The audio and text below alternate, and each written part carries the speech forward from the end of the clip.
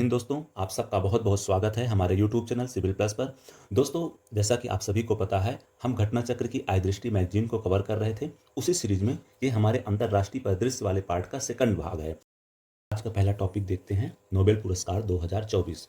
दोस्तों, जैसा कि आप सभी को पता है, नोबेल पुरस्कार का वितरण प्रति वर्ष किया जाता है।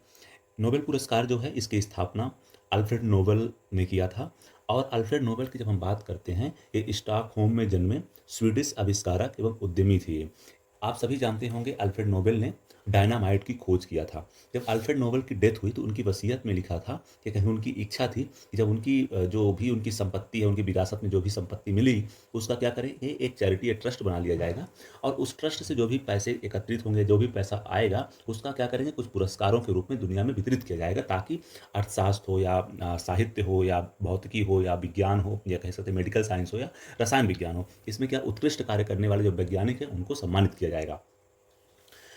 तो नोबेल फाउंडेशन नाम की एक संस्था बनाएगी और वही संस्था क्या करती है कि प्रतिवर्ष नोबेल पुरस्कारों का वितरण करती है। तो सबसे पहले देखते हैं कि 2024 में आखिर इकोनॉमी का जो है नोबेल प्राइज़ किसको मिला। तो जब हम बात करते हैं इकोनॉमी का नोबेल प्राइज़ की, तो ये 2024 में डेरेन एस मोगलू, साइमन जॉनसन और जेम्स रॉबिन्सन को दिया गया। ये तीनों जो अर्थशास्त्री हैं, ये कहाँ के रहने वाले हैं? तीनों के तीनों अमेरिका के ही रहने वाले वैज्ञानिक हैं। ठीक, आप ये बात ध्यान रखिएगा। इनको किस कार्य के लिए ये अर्थशास्त्र का नोबेल प्राइज़ दिया गया था? इनको दिया गया था कि संस्थाओं के गठन और आर्थिक समृद्धि पर उनके प्रभाव से संबंधित शोध के लिए इनको यह प्रदान किया गया था। मतलब इंस्टीट्यूशन की जो स्थापना होती है और उनके जो समृद्धि पर प्रभाव ये डालते हैं, उसके बारे में यह नोबेल प्राइज इनको दिया गया था। नोबेल शांति पुरस्कार की जब हम बात करते हैं, या कह सकते हैं कि नोबेल पीस प्राइज की बात करते हैं, तो ये दिया गया था 2024 वाला निहोन हिंडांक्यो को। अब निहान हिंडांक्यो जो है, जापान की एक संगठन, एक संस्था है, जो क्या करती है, जो एक प्रकार से कह सकते हैं कि जो परमाणु हथियारों से मुक्त एक विश्व की प्राप्ति के लिए इस संगठन द्वारा किए गए प्रयासों के लिए यह प्रदान किया गया है। कह सकते हैं कि परमाणु हथियार जो है, न्यूक्लियर वेपन जो है, उनसे दुनिया को मुक्त करने के लिए संगठन प्रयास करता है। इन्हीं के प्रयासों के लिए निहान हिंडांक्यो को नोबेल पीस प्राइज 2024 वाला प्रदान किया गया था। निहान हिंडांक्यो की जब बात करते हैं, यह हिरोशिमा नागासाकी के परमाणु बम हमले से जीवित बचे लोगों का एक संगठन है। ध्यान रखिएगा, निहोन हिंडांक्यो क्या है? हिरोशिमा नागासाकी में जो अमेरिका ने 1945 में एटॉमिक अटैक किया था, उसके बाद जो लोग बच गए थे वहाँ, तो उन्हीं लोगों का ये एक संगठन है जो दुनिया को परमाणु से, या कह सकते हैं परमाणु वेपन से मुक्त करने के लिए प्रयास कर रहे हैं। इनके प्रयासों के लिए ही नोबेल पीस प्राइज 2024 का प्रदान किया गया था। अब हम चलते हैं लिटरेचर के नोबेल प्राइज 2024 को देख लेते हैं। नोबेल पुरस्कार जो है 2024 वाला साहित्य का, ये दिया गया था दक्षिण कोरिया की एक लेखिका हैं जिनका नाम है हान कांग। हान कांग जो है, ये दक्षिण कोरिया की, या कहें साउथ कोरिया की पहली महिला हैं जिनको साहित्य का पुरस्कार दिया गया है। और अगर इनको बात करें तो दक्षिण कोरिया की दूसरी पर्सन है जिनको क्या दिया गया है, मतलब कि नोबेल प्राइज दिया गया है। और ये बात भी ध्यान रखिएगा, साहित्य के क्षेत्र में पुरस्कार जीतने वाली पहली एशियाई महिला भी हैं ये, हांगकांग। अगर दक्षिण कोरिया की बात होगी तब भी पहली लेखिका हैं या महिला हैं, और अगर एशिया की बात होगी साहित्य के क्षेत्र में नोबेल प्राइज जीतने वाली, तब भी पहली ही होंगी। ठीक है। इन्होंने क्या किया था, इन्होंने एक जो रचना की थी, इनकी रचना को अंतर्राष्ट्रीय स्तर पर, इनके उपन्यास को द वेजिटेरियन के नाम से जाना जाता है। ध्यान रखिएगा, द वेजिटेरियन अगर आपसे पूछ लिया जाए या कह दिया जाए, ऐसा प्रश्न आता है कि हांगकांग को किस उपलब्धि के लिए ये मतलब कि नोबेल प्राइज दिया गया है, तो द वेजिटेरियन उपन्यास के लेखन के लिए दिया गया है। ठीक है दोस्तों, ये बात आप ध्यान रखिएगा।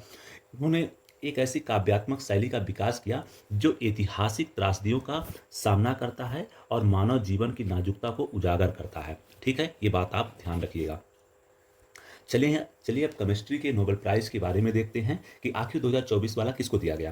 तो डेविस बेकर, डेमिस हसाबिस और जॉन एस जंपर को जो है केमिस्ट्री का नोबेल प्राइज दिया गया है।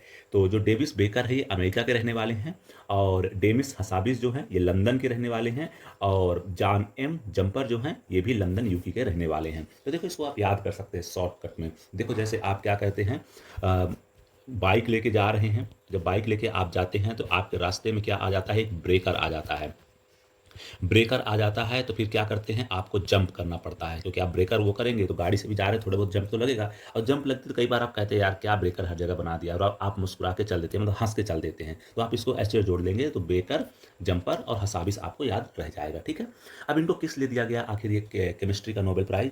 यह दिया गया कि इन्होंने प्रोटीन के स्ट्रक्चर को समझने में जो है कृत्रिम बुद्धिमत्ता का अच्छा खासा प्रयोग किया। कह सकते हैं कि कंप्यूटिंग और कृत्रिम आर्टिफिशियल इंटेलिजेंस के माध्यम से इन्होंने क्या किया, प्रोटीन के रहस्यों को उजागर करने में सफलता प्राप्त की।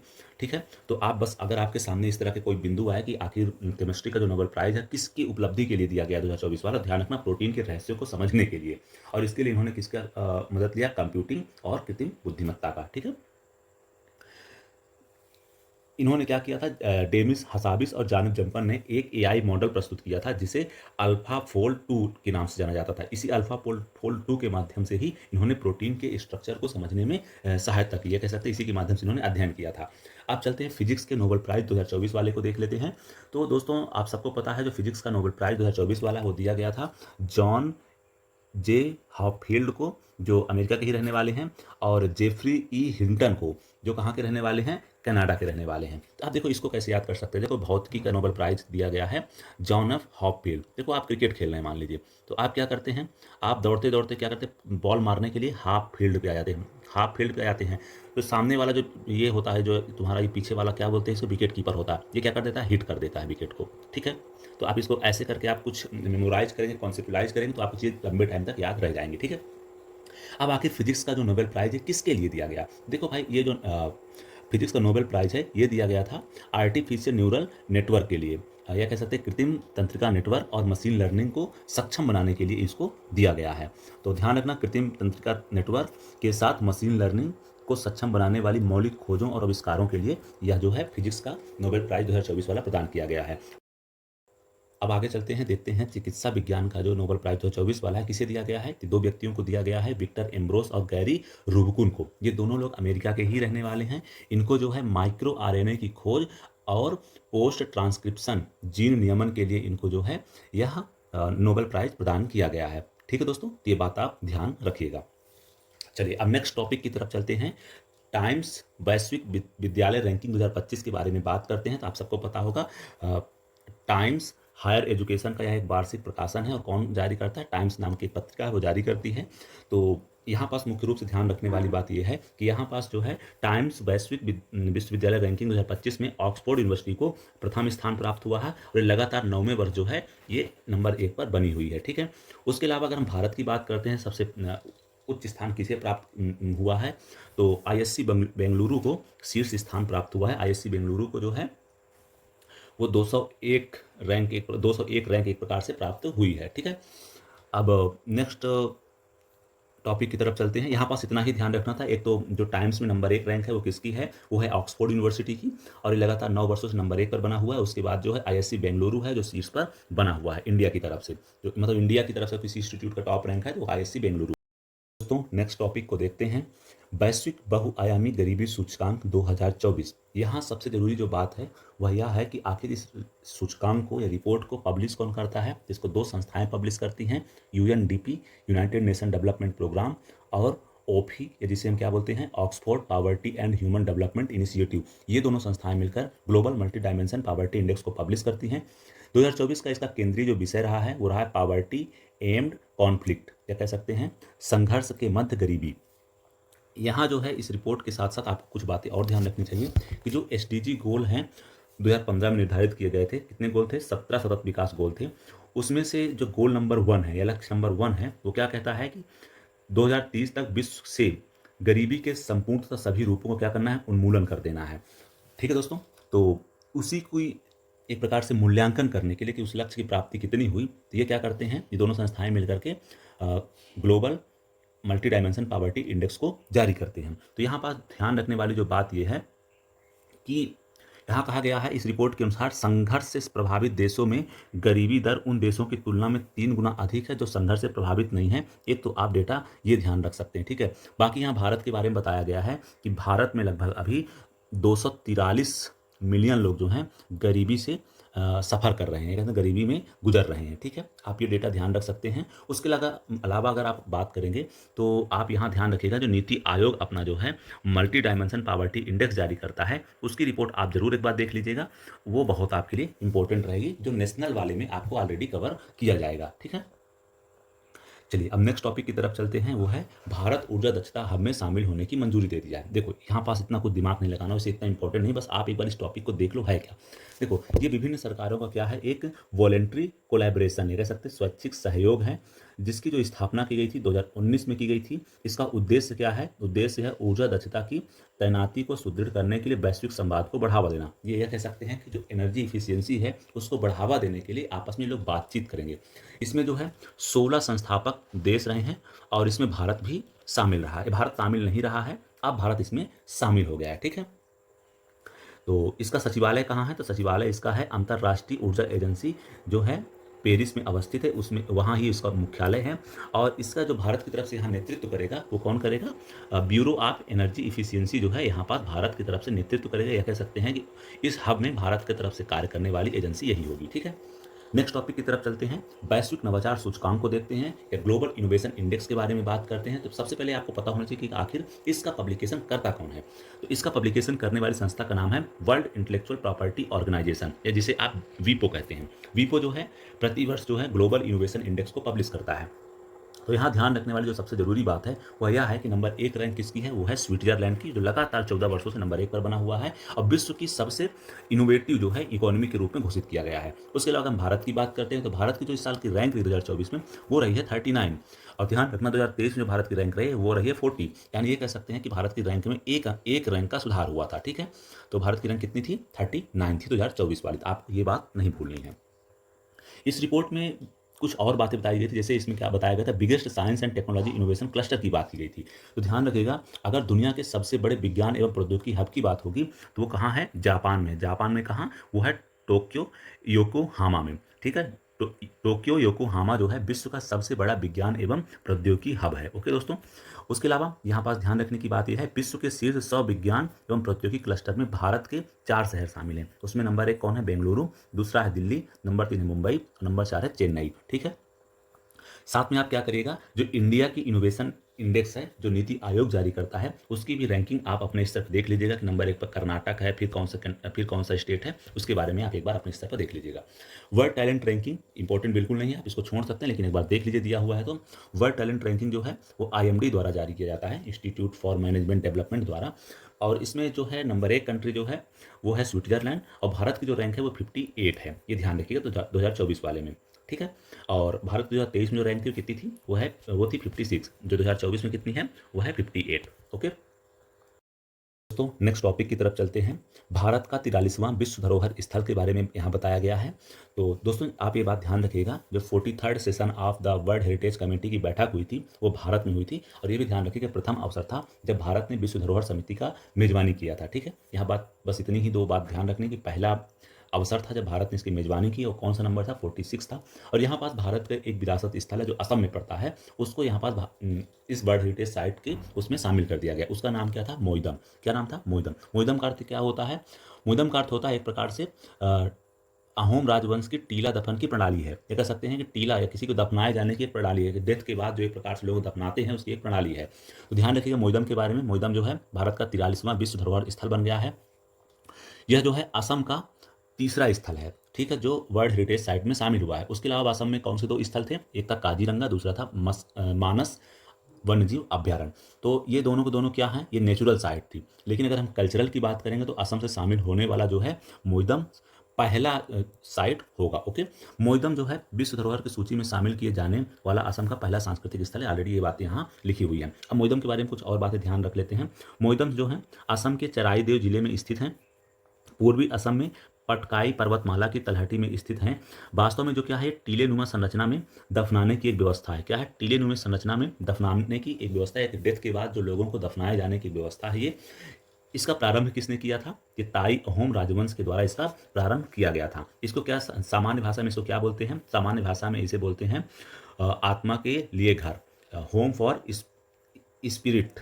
ठीक है, मोइदम को जो है चराई देव के मोइदम की तुलना जो है प्राचीन चीन के शाही मकबरों या कहें कि रॉयल टॉम्ब्स की जाती है, और मिस्र के फेरों के पिरामिडों से भी इसकी तुलना की जा सकती है। ये बात आप ध्यान रखिएगा। उसके अलावा यहाँ पास कुछ और चीज़ें देख लेते हैं। जैसे आगरा का किला जो है उत्तर प्रदेश का पहला जो साइट था वो शामिल किया गया था कब? 1983 में। साथ में ताजमहल को शामिल किया गया था 1983 में ही, और फतेहपुर सीकरी को जो है वो 1986 में शामिल किया गया था। उत्तर प्रदेश से अगर हम बात करें तो उत्तर प्रदेश से 3 साइट हैं जिन्हें वर्ल्ड हेरिटेज साइट में दर्जा प्राप्त है। तीनों कल्चरल साइट हैं, ठीक है। अगर हम बिहार से बात करते हैं तो बिहार से बोध गया में महाबोधि मंदिर परिषद को 2002 में शामिल किया गया था। उसके अलावा जो है 2016 में नालंदा महाविहार का पुरातात्विक स्थल को शामिल किया गया। तो ध्यान रखिए, बिहार से 2 साइट्स हैं और यूपी से 3 साइट्स हैं जो वर्ल्ड हेरिटेज साइट में शामिल है। रिसेंटली जो है 44th वर्ल्ड हेरिटेज साइट जो है भारत की, वो यूनेस्को की धरोहर सूची में शामिल कर ली गई है। उसका नाम क्या है? उसका नाम है मराठा मिलिट्री लैंडस्केप। तो मराठा मिलिट्री लैंडस्केप के बारे में हम किसी और वीडियो में विस्तार से बात कर लेंगे। बस आपको ये जानकारी ध्यान रखनी है कि अब भारत में जो नंबर ऑफ साइट्स हो गई यूनेस्को की हेरिटेज वाली, वो हो गई हैं 44। अब 43 नहीं रही, वो 44 हो गई हैं। और ये ध्यान रखना कि अभी रिसेंटली जो session of the world heritage committee हुआ है, या कह सकते हैं उसकी बैठक हुई है वर्ल्ड हेरिटेज कमेटी की, वो हुई है 47, और ये कहाँ हुई है? पेरिस, फ्रांस में हुई है, ठीक है। ये बात भी आप ध्यान रखिएगा। अब भारत में टोटल कितनी साइट हो गई हैं? 44, जिसमें से 36 कल्चरल हैं और 1 नेचुरल है और 1 मिक्स्ड है। मिक्स्ड वाली कौन सी है आप ध्यान रखिएगा? कंचनजंगा है, जो कहाँ पड़ती है? सिक्किम में पड़ती है। 1983 में भारत की 4 साइट्स को एक ही साथ जो है यूनेस्को की जो है विरासत सूची में शामिल किया गया था। कौन कौन सी साइट्स थी? उनका नाम है, एक है आगरा फोर्ट, दूसरा है ताजमहल, और तीसरा है एलोरा केव, और है चौथा अजंता केव। तीन चारों का नाम आप ध्यान रखिएगा। यही भारत की पहली साइट्स थी जिनको वर्ल्ड हेरिटेज साइट में शामिल किया गया था, ठीक है। बाकी जब भारत में ये बैठक हुई थी 46 वाली, तो इसमें कुछ चीज़ें और हुई थी। जैसे इन्होंने लोगो जो रखा हुआ, तो उसका लोगो क्या रखा था? ये हम्पी के स्मारकों को, इन्होंने स्मारक समूहों को लोगो के रूप में रखा हुआ था। आप इसके बारे में पढ़ना चाहें तो पढ़ लीजिए, वैसे इंपॉर्टेंट हम नहीं रह गया क्योंकि ऑलरेडी 47th बैठक हो चुकी है, ठीक है। तो ध्यान रखिएगा, भारत में कितनी हेरिटेज साइट हो गई हैं? 44 हो गई हैं। नेक्स्ट टॉपिक की तरफ चलते हैं। 4 नए देश जो हैं एफएटीएफ की ग्रे सूची में शामिल कर लिए गए हैं, ये न्यूज़ है। तो सबसे पहले हम बात कर लेते हैं कि आखिर एफएटीएफ है क्या। दोस्तों, ये G7 के प्रयासों से एफएटीएफ का गठन किया गया था। यह एक क्या है? अंतर सरकारी निकाय है जो क्या करती है? दुनिया भर में जो मनी लॉन्ड्रिंग और आतंकी वित्त पोषण की घटनाएं होती हैं, या कहें वित्त पोषण होता है, उन पर यह क्या करती संस्था? नजर रखती है, ठीक है।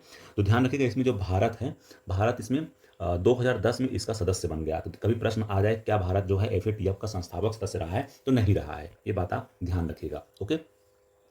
यहाँ पास कुछ बातें जो दी गई हैं कि आखिर जो है एफएटीएफ, हाँ, एफएटीएफ के बारे में एक चीज़ और देख लीजिए कि एफएटीएफ जो है 2 प्रकार की लिस्ट जारी करती है। एक क्या? एक होती है इसकी ब्लैक लिस्ट और एक होती है ग्रे लिस्ट। ये ग्रे लिस्टों में जो है ये 2 लिस्ट होती है, जिसमें से जो देश जो है ज़्यादा आतंकवादी घटनाएं करते हैं तो उनको क्या करते हैं? उनको ब्लैक लिस्ट में डाल देते हैं। जो कम कर रहे होते हैं उनको ग्रे लिस्ट में डालते हैं। जो बिल्कुल नहीं करते कोई मतलब नहीं रहता है। तो जो आतंकवादी या मनी लॉन्ड्रिंग वाली जो कंट्री बहुत शामिल होती हैं, उनको ग्रे और ब्लैक लिस्ट में स्थान दिया जाता है, ठीक है। उसी प्रकार से इन दोनों लिस्टों की ग्रेविटी के अनुसार ही उन पर प्रतिबंध भी लगाए जाते हैं, ठीक है। तो यहाँ पास किन कंट्रीज़ को निकाला गया, किनको अंदर किया गया है, इसको ध्यान रखने की जरूरत नहीं है। अगर पाकिस्तान कहीं शामिल होता गलती से तो आप जरूर उसको ध्यान रख सकते थे। अब नेक्स्ट टॉपिक की तरफ चलते हैं। वैश्विक पेंशन सूचकांक के बारे में बात करते हैं। तो आखिर इस सूचकांक को जारी कौन करता है? इस सूचकांक को जारी करने वाली जो संस्था है उसका नाम है Mona's centre for financial studies, और मर्सर के सहयोग से यह सूचकांक जारी किया जाता है, ठीक है। मोनास सेंटर और मर्सर के सहयोग से यह रिपोर्ट जारी की जाती है। इसमें जो है शीर्ष स्थान किसको दिया गया है? वो नीदरलैंड को दिया गया है। भारत का स्थान इसमें 48 है। टॉपिक की तरफ चलते हैं। वैश्विक भूख सूचकांक 2024 को देखते हैं। तो सबसे पहले आपको यह पता होना चाहिए कि आखिर इस रिपोर्ट को या इस सूचकांक को कौन सी संस्था जारी करती है। तो इसको जारी करने वाली संस्था का नाम है कंसर्न वर्ल्ड वाइड तथा वेल्थ हंगर हिल्स, ठीक है। इसको जो सहायता प्रदान करती है उस संस्था का नाम क्या है? Institute of international law of peace and armed conflict, ठीक है। ये संस्थाएं दोनों मिलकर इस रिपोर्ट को जारी करती हैं। तो इस रिपोर्ट को जारी करने के जो आधार हैं वो मुख्य रूप से 4 हैं। एक है अल्प पोषण, या जिसे आप बोल देते हैं अंडर नरिशमेंट, दुबला है। दूसरा है बाल दुबलापन, जिसे चाइल्ड वेस्टिंग बोलते हैं, बाल ठिगनापन या चाइल्ड स्टंटिंग, बाल मृत्यु दर या चाइल्ड मोर्टेलिटी, ठीक है। इन चारों आधारों पर जो है यह रिपोर्ट पब्लिश की जाती है। तो इस रिपोर्ट में आप ध्यान रखिएगा, इसमें जो है सोमालिया जो है सबसे ज़्यादा जो है भूख से प्रभावित कंट्री है। उसके बाद यमन और फिर चाड। भारत की बात करते हैं तो भारत की इसमें रैंक है 105, 105 इंडिया की रैंक है, ये ध्यान रखिएगा। और भारत को जो है हंगर की एक सीरियस इस कंडीशन में देखा जा रहा है, ओके। मतलब भारत में भी अभी हंगर की एक गंभीर कंडीशन बनी हुई है, ओके। अब नेक्स्ट टॉपिक को देखते हैं। अब अंतर्राष्ट्रीय सम्मेलनों के बारे में यहाँ बात करेंगे हम। तो सबसे पहले जो सम्मेलन 2025 में हुआ है उसके बारे में बात करेंगे। ये है G7 की बैठक। अभी रिसेंटली हुई थी, कहाँ हुई थी? कनाडा में हुई थी। कनाडा में कहाँ हुई थी? अल्बर्टा में हुई थी। कनाडा के अल्बर्टा में हुई थी इसकी बैठक, G7 की। बस आपको इतना ही ध्यान रखना है। यहाँ पास एक डिक्लेरेशन या एक चार्टर साइन किया गया जिसका क्या नाम था? कनाना इस्किस वाइल्ड फायर चार्टर। तो ध्यान रखना, कनाना इस्किस वाइल्ड फायर चार्टर किससे संबंधित है? यह है जंगलों में लगने वाली आग को रोकने, उससे लड़ने और उसके पुनर्निर्माण में सहयोग करने से संबंधित है।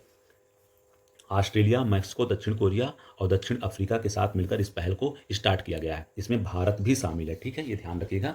और G7 के बारे में आपने बहुत बार पढ़ा होगा कि ये 7 सर्वाधिक औद्योगिक और विकसित महाशक्तियों का एक संगठन है जिसमें से कई सारे कंट्रीज जो हैं वो आमंत्रित किए जाते हैं। इस साल अगर हम आमंत्रित कंट्रियों की बात करेंगे तो भारत था। भारत के अलावा ऑस्ट्रेलिया, ब्राज़ील, मैक्सिको, दक्षिण अफ्रीका, दक्षिण कोरिया और यूक्रेन शामिल थे। मतलब 7 कंट्रीज को उन्होंने आमंत्रित किया था। ओके, चलिए नेक्स्ट टॉपिक की तरफ चलते हैं। तीसरा, संयुक्त राष्ट्र महासागर सम्मेलन। इसका आयोजन कहाँ किया? ये सबसे इंपॉर्टेंट यही है। तो इसका आयोजन किया गया था, संयुक्त राष्ट्र महासागर सम्मेलन का जो आयोजन किया गया था वो नीस, फ्रांस में किया गया था। और किसके सहयोग से किया गया था?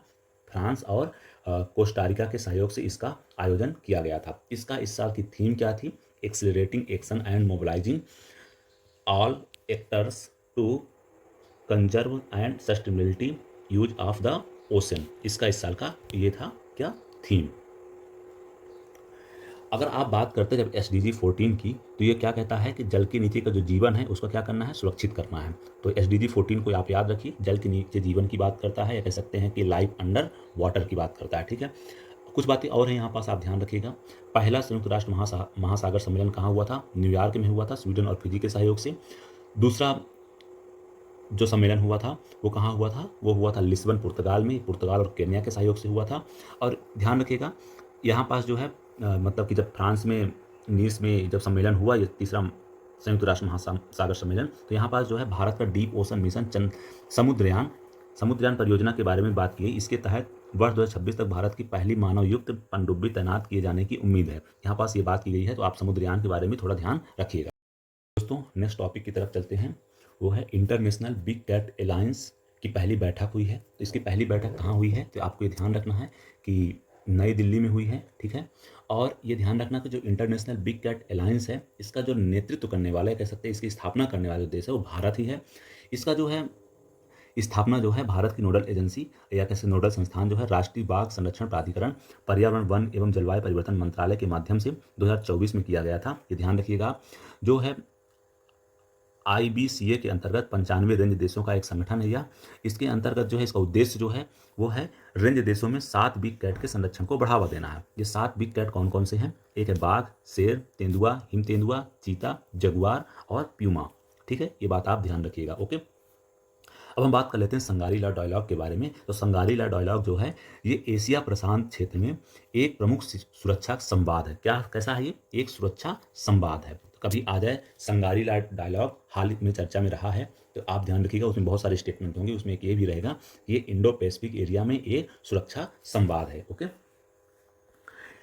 इसका जो आयोजन करता है वो कौन करता है? अंतर्राष्ट्रीय सामरिक अध्ययन संस्थान, ठीक है दोस्तों।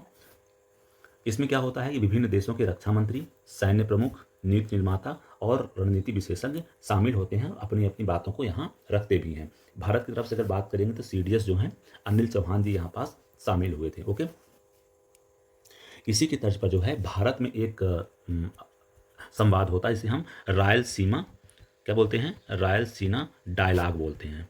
रायलसीना जो डायलॉग है ये संगारीला डायलॉग के तर्ज पर ही भारत में आयोजित किया जाता है, जिसका उद्देश्य एकदम सेम है, ठीक है। जिसका आयोजन कौन करता है? ऑब्जर्वर फाउंडेशन जो है वो उसका आयोजन करने वाली संस्था अक्सर हुआ करती है। चलिए अब नेक्स्ट टॉपिक को देखते हैं। नेक्स्ट टॉपिक है एशियाई उत्पादकता संगठन या APO की 67वीं प्रबंधन निकाय की बैठक हुई, ठीक है। ये बैठक कहाँ हुई? ये बैठक हुई है इंडोनेशिया, जाकार्ता में। तो आप बस इतना ही ध्यान रखिएगा। अब ये भी ध्यान रखना कि 2025-26 के कार्यकाल के लिए भारत इसका अध्यक्ष बन गया है। ये 2 बातें बस आप ध्यान रखना, बाकी यहाँ से ज़्यादा इंपॉर्टेंट नहीं है। और अगर कुछ और ध्यान रखना है तो ये ध्यान रखना APO जो है ये क्या करेगा? ये एशियाई उत्पादकता संगठन निर्णय लेने वाला प्राधिकरण है। ये क्या करता है? आपसी सहयोग और क्षमता निर्माण के माध्यम से एशिया प्रशांत क्षेत्र में उत्पादकता में वृद्धि को बढ़ावा देता है। बस यही इतने बात ध्यान रखिए, उसके बाद सब भूल जाइए। अब बात करते हैं 46 आसियान शिखर सम्मेलन की। तो ये पहला ध्यान रखना है कि आखिर इसका आयोजन कहाँ किया गया, तो कुआलालंपुर मलेशिया में किया गया है। और यह भी ध्यान रखिएगा कि इसकी जो थीम रही है वो रही है समावेशीपन और स्थिरता, इंक्लूसिविटी एंड सस्टेनेबिलिटी, इसकी ये थीम रही है। यहाँ पास एक घोषणा पत्र जारी किया गया, कुआलालंपुर घोषणा पत्र, जिसका जो थीम रहा है वो रहा है आवर शेयर्ड फ्यूचर। ठीक है, ये 2045 के लिए जारी किया गया है। अब बाकी आसियान के बारे में आप जानते होंगे कि इसके 10 सदस्य हैं और इसमें 11वें सदस्य के रूप में तिमोर लिस्ते को शामिल किए जाने की सारी प्रक्रियाएं पूरी कर ली गई है। या अगर कभी प्रश्न आता है कि आसियान का 11वां सदस्य कौन बनने जा रहा है, तो वो है तिमोर लिस्ते। आसियान की स्थापना जो है वो 1967 में की गई थी और इसका मुख्यालय कहाँ है, वो है जाकार्ता में। ठीक है, ये साउथ ईस्ट एशिया कंट्रीज का एक संगठन है। चलिए दोस्तों, अब चलते हैं नेक्स्ट टॉपिक की तरफ।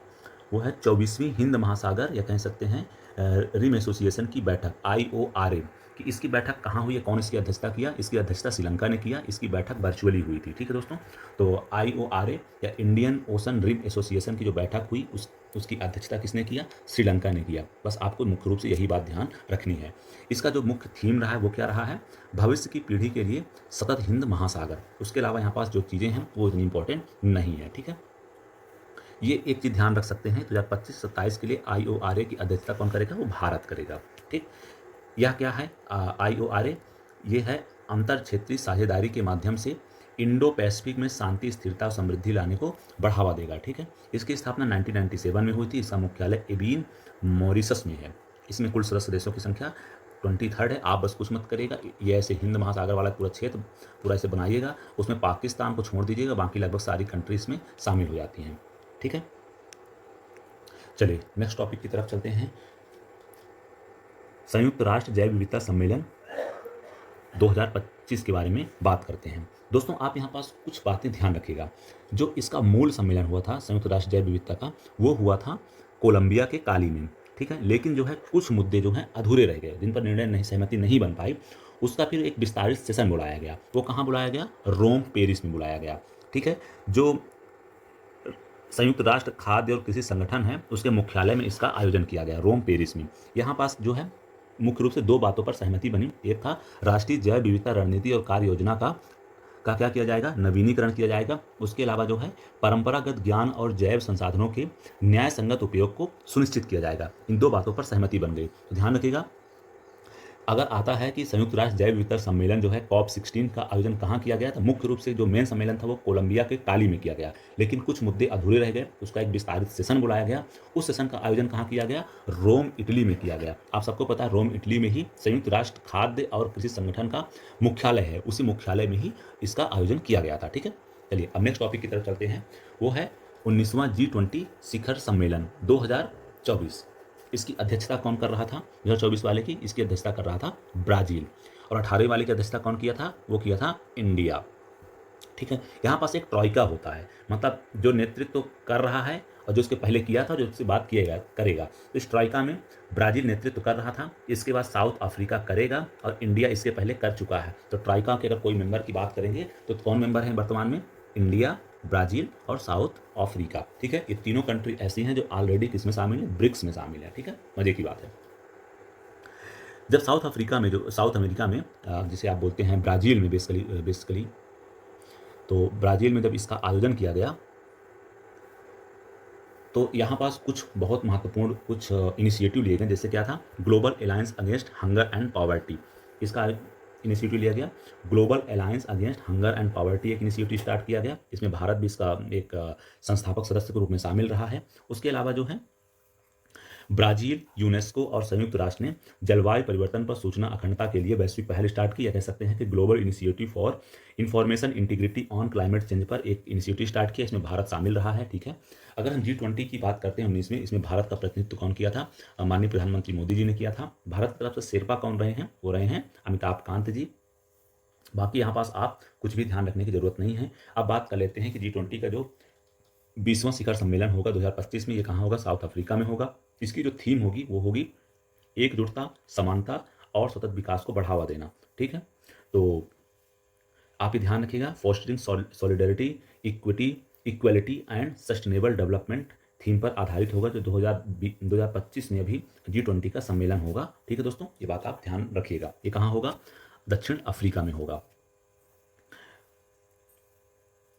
भारत एवं ब्राजील के बाद यह लगातार तीसरा अवसर है जब कोई ब्रिक्स देश G20 की अध्यक्षता करेगा। ओके, यह प्रथम अवसर भी होगा जब अफ्रीका महाद्वीप का कोई देश G20 की मेजबानी करेगा। यह भी अपने आप में दक्षिण अफ्रीका के लिए बहुत ही गर्व की बात है।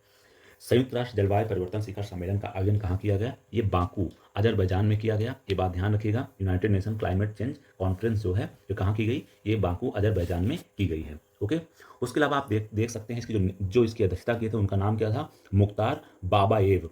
मुख्तार बाबाएव नाम था जिन्होंने इसकी अध्यक्षता की थी। ठीक है, यहाँ पास बाकू वित्त लक्ष्य घोषित किया गया, या कह सकते हैं बाकू फाइनेंशियल गोल घोषित किया गया, जिसका उद्देश्य क्या है? विकासशील देशों को जलवायु कार्यवाही के प्रति वर्ष $1.3 ट्रिलियन की धनराशि प्रदान करने की प्रतिबद्धता जताई गई है। ये कह सकते हैं कि जो डेवलपिंग कंट्रीज हैं उनको जो है जलवायु एक्शन के लिए प्रतिवर्ष $1.3 ट्रिलियन धनराशि प्रदान करने की प्रतिबद्धता व्यक्त की गई है। COP29 में ही इसकी बात की गई है। हानि एवं क्षति कोष, या कह सकते हैं लॉस एवं डैमेज फंड की पूर्ण रूप से संचालित करने का निर्णय लिया गया है। ठीक है, और COP30 की बैठक कहाँ होने वाली है? वो होने वाली है ब्राजील में। ठीक है, ये बात आप ध्यान रखिएगा। अब हम ब्रिक्स शिखर सम्मेलन की जब बात करते हैं तो इसका आयोजन कहाँ किया गया है दोस्तों? तो ध्यान रखिएगा, इसका आयोजन किया गया था 2024 वाला, वो हुआ था कजान, रूस में। ठीक है, ये 16वां ब्रिक्स शिखर सम्मेलन था। इसका जो थीम रहा है वो रहा है strengthening multilateralism for just global develop and security. ठीक है, ये इसकी थीम रहा है, न्यायपूर्ण वैश्विक विकास और सुरक्षा के लिए बहुपक्षवाद को सुदृढ़ करना। ठीक है, यहाँ पास ये बात ध्यान रखिएगा। अब जो है ब्रिक्स में कितने सदस्य हो गए हैं? पहले ब्रिक्स में जो है वो 5 सदस्य होते थे, लेकिन अब ब्रिक्स में 6 सदस्य और शामिल हुए हैं, जिसकी वजह से ब्रिक्स में कितने सदस्य हो गए हैं? वो हो गए हैं टोटल 11, जिनमें से अभी रिसेंटली जो 6 सदस्य शामिल हुए हैं उनमें से 4 ने सहमति अपनी व्यक्त कर दी है। 2 कंट्रीज ने अभी अपनी सहमति नहीं दी है पूर्ण रूप से। एक है अर्जेंटीना और दूसरा है सऊदी अरेबिया। इन्होंने भी सहमति नहीं दी है, हो सकता है भविष्य में दे देंगे। तो टोटल नंबर ऑफ कंट्रीज कितनी हो जाएंगी इसकी? बढ़ के 11 हो जाएंगी। ठीक है, ये बात आप ध्यान रखिएगा। ब्रिक्स की बैठक में एक सबसे महत्वपूर्ण जो घटना घटी थी वो यह घटी थी कि इसमें पहली बार तुर्की शामिल हुआ था, और तुर्की जो है एक नाटो कंट्री है। तो इस प्रकार से आप कह सकते हैं कि कोई भी नाटो कंट्री इसमें पहली बार शामिल हुआ था, भले ही आमंत्रित अतिथि के रूप में ही वह शामिल हुआ हो, लेकिन कोई अगर नाटो कंट्री शामिल हुआ तो इसमें तुर्की शामिल हुआ था। अगर इस तरह से प्रश्न आता है कि अभी जो 2024 में ब्रिक्स की बैठक हुई उसमें कौन सा एक नाटो कंट्री शामिल हुआ था, तो वो था तुर्की। ये बात आप ध्यान रखिएगा। तो इस दौरान क्या हुआ? एक कजान डिक्लेरेशन भी हुआ है। सब इंपॉर्टेंट नहीं, क्योंकि जिस क्षेत्र में जिस स्थान पे कोई भी बैठक होती है वहाँ पास एक डिक्लेरेशन उसी सिटी के नाम से साइन किया जाता है। जैसे कजान में बैठक हुई तो कजान घोषणा पत्र उन्होंने साइन कर दिया। बाकी हम भाई कुछ भी याद करने की जरूरत नहीं है, आप छोड़ सकते हैं, सारा सारा छोड़ सकते हैं। ठीक है, हाँ ये ध्यान रख सकते हैं जो 17th ये कह सकते हैं 17वां ब्रिक्स शिखर सम्मेलन होगा वो कहाँ होगा? ब्राजील में। ठीक है, अब कुछ चीज़ें और ध्यान रखिएगा। एससीओ की इस साल की बैठक कहाँ हो रही है? वो हो रही है चीन में। तो एससीओ के बारे में आप अपने स्तर पर एक बार पढ़ लीजिएगा। ठीक है, चलिए अब अंतर्राष्ट्रीय कुछ निर्वाचन हुए, कह सकते हैं चुनाव हुआ है, उनके बारे में बात कर लेते हैं। यहाँ से भी कई बार आपसे प्रश्न पूछ लिए जाते हैं। जैसे ली जे म्यूंग जो हैं ये दक्षिण कोरिया के नए राष्ट्रपति बन गए हैं। तो आप म्यूंग को ध्यान रखना, ये दक्षिण कोरिया के साउथ कोरिया के नए राष्ट्रपति बन गए हैं। ठीक है, ओके। एंथनी एल्बनीज जो हैं ऑस्ट्रेलिया के पुनः प्रधानमंत्री बन गए हैं। ये बात आप ध्यान रखिएगा। ये 2 दशकों में पहली बार हुआ है कि किसी मौजूदा प्रधानमंत्री को लगातार दूसरी बार जीत मिली हो। नेक्स्ट है पोलैंड के नए राष्ट्रपति बने हैं, इनका नाम क्या है? करोल नवरोकी जो हैं पोलैंड के नए राष्ट्रपति बन गए हैं। इनका भी आप नाम ध्यान रख सकते हैं। ये अंद्रेज डूडा का स्थान लेंगे। ठीक है, हाँ सबसे इंपॉर्टेंट आपके लिए ये है, ये भी याद रखिएगा, ये भी याद रखिएगा। उसके अलावा ये भी याद रखिएगा, ये भी पोलैंड का ध्यान रखना इसलिए क्योंकि पोलैंड की भारत प्रधानमंत्री जी ने यात्रा की थी। फ्रेडरिक मेर्ज का नाम ध्यान रखिएगा। ये जर्मन के चांसलर बन गए हैं, कह सकते हैं जर्मनी के नए चांसलर बन गए हैं।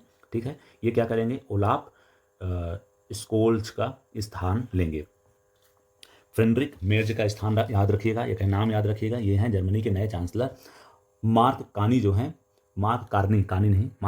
हैं कनाडा के प्रधानमंत्री बन गए हैं। ये ध्यान रखिएगा। जस्टिन ट्रूडो थे, वो अपना पद छोड़ दिए थे, तो उनको समर्थन नहीं मिल रहा था तो वो पद छोड़ दिए थे। तो उन्हीं के सत्तारूढ़ पार्टी के ही एक नए नेता जिनका नाम है मार्क कार्नी, ये जो हैं कनाडा के नए प्रधानमंत्री बन गए हैं, ध्यान रखिएगा। G7 की भी बैठक कनाडा में हुई थी, इसलिए कार्नी का नाम आप जरूर ध्यान रखिएगा। यहाँ प्रधानमंत्री जी ने यात्रा भी किया था कनाडा की। अमेरिका में चुनाव हुआ 2024 वाला, आपको याद ही होगा। डोनाल्ड ट्रंप भाई साहब बन गए क्या, अमेरिका के राष्ट्रपति, और जेडी वेंस बने उपराष्ट्रपति। ठीक है, ये बात ध्यान रखिएगा। हाँ, ये बात यहाँ ध्यान रखना कि जो डोनाल्ड ट्रंप हैं वो अमेरिका के 60वें जो हैं राष्ट्रपति हैं, और ये अमेरिका के दूसरे सबसे वृद्ध राष्ट्रपति हैं। पहले सबसे वृद्ध राष्ट्रपति कौन थे, उनका नाम था जो बाइडेन, और ट्रंप जो हैं दूसरे सबसे उम्रदराज राष्ट्रपति हैं। इनकी एज कितनी है अभी, 78 साल है। इसमें जो है 6 भारतीय हैं, वो जब भारतीय मूल के प्रतिनिधि चुनाव जीते हैं और सभी डेमोक्रेटिक पार्टी से हैं। इन सभी को क्या बोला जाता है, समोसा कॉकस बोला जाता है इन सबको। ठीक है, क्या बोला जाता है, समोसा कॉकस। जो भारतीय मूल के प्रतिनिधि जीते हैं अमेरिका में, उनको समोसा कॉकस बोला जाता है। ठीक है, आप एक बार क्या करिएगा, जो 6 भारतीय जीते हैं इनका आप गूगल करिएगा और इनका चुनाव क्षेत्र एक बार आप अवश्य देख लीजिएगा। क्या करिएगा, चुनाव क्षेत्र एक बार अवश्य देख लीजिएगा। क्या होता है, कई बार यूपीपीसीएस में इस तरह के सवाल पूछ लिया जाता है कि फलाने व्यक्ति हैं, जैसे सुभाष सुब्रमण्यम के बारे में पूछ लिया जाएगा। सुभाष सुब्रमण्यम पहली बार जो है अमेरिका के क्या की हुए हैं, डेमोक्रेटिक पार्टी से चुनाव जीते हैं। अभी पूछ लेगा कि किस विधानसभा क्षेत्र से जीते हैं, उसमें ऑप्शन दिया रहेगा, न्यूयॉर्क, न्यू जर्सी, उसके बाद आप कैलिफोर्निया या कुछ भी ऐसे दे देगा ऑप्शन, फिर आप उसमें कंफ्यूज हो जाएंगे। इसलिए आप इसको जरूर करके जाइएगा। ओके, कीर स्टारमर जो हैं ये यूके के नए प्रधानमंत्री बन गए हैं। इन्होंने जो है ऋषि सुनक का स्थान ग्रहण किया है। मसूद पेजेस्कियन का नाम ध्यान रखिएगा, ये ईरान के नए राष्ट्रपति बने थे, तो आप इनका नाम ध्यान रखिएगा। ओके, अब चलते हैं, कुछ उष्णकटिबंधीय तूफान आए हैं, उनके बारे में देख लेते हैं। तूफान वुटिप के बारे में अगर बात आए तो आखिर ये कहाँ आया था, बस आपको यही ध्यान रखना है। ये कैरोलिना द्वीप समूह के क्षेत्रों में मुख्य रूप से देखा गया, और इसने जो है चाइना के डांगफोंग शहर को इसने हिट किया था। ये बात आप ध्यान रखिएगा। तो मुख्य रूप से आप कह सकते हैं पैसिफिक ओशन में आया था। पैसिफिक ओशन में कहाँ आया था, पैसिफिक ओशन के जो वेस्ट कोस्ट है उधर के साइड में ये तूफान वुटिप आया था। ओके, अब हम सुपर टाइफून यागी की बात करते हैं। देखो, टाइफून आ गया तो आप समझ गए होंगे कि कहाँ आया होगा, साउथ चाइना सी वाले क्षेत्र में आया होगा। यागी की बात करते हैं, सुपर टाइफून यागी की जब हम बात करते हैं, ये कैसा चक्रवात है, यह है पश्चिमी उत्तर प्रशांत क्षेत्र में आया एक उष्णकटिबंधीय चक्रवात है। ठीक है दोस्तों, यहाँ पास इतनी बात ध्यान रखनी है। इसको किन किन देशों को ये मतलब कि परेशान किया या हिट किया, ये हिट किया था मुख्य रूप से चीन, फिलीपींस, लाओस, थाईलैंड और म्यांमार को। ओके, यागी क्या है, एक जापानी शब्द है, जापानी भाषा का शब्द है जिसका अर्थ होता है बकरी। ठीक है, या मकर राशि। सुपर टाइफून यागी से प्रभावित देशों की सहायता करने के लिए भारत ने एक ऑपरेशन चलाया जिसका नाम है ऑपरेशन सद्भाव। ऑपरेशन सद्भाव का जो मुख्य उद्देश्य था, प्रभावित देशों को मानवीय सहायता प्रदान करना। ठीक है, $1 मिलियन के मूल्य की मानवीय सहायता वियतनाम को प्रदान की गई थी भारत के द्वारा इसके दौरान। ठीक है, ये बात ध्यान रखिएगा। ठीक है दोस्तों, इस वीडियो में इतना ही। अब हम आपसे फिर नेक्स्ट वीडियो में मिलेंगे। नेशनल वाला जो पार्ट अभी छूटा हुआ है उसको हम बहुत जल्दी कवर कर लेंगे। उसके बाद हम इकोनॉमी वाले सेगमेंट में चलेंगे, फिर साइंस वाला सेगमेंट करेंगे, और जो रिमेनिंग सेगमेंट है उनको भी हम धीरे धीरे कवर कर लेंगे। आप अच्छे से पढ़ते रहिए।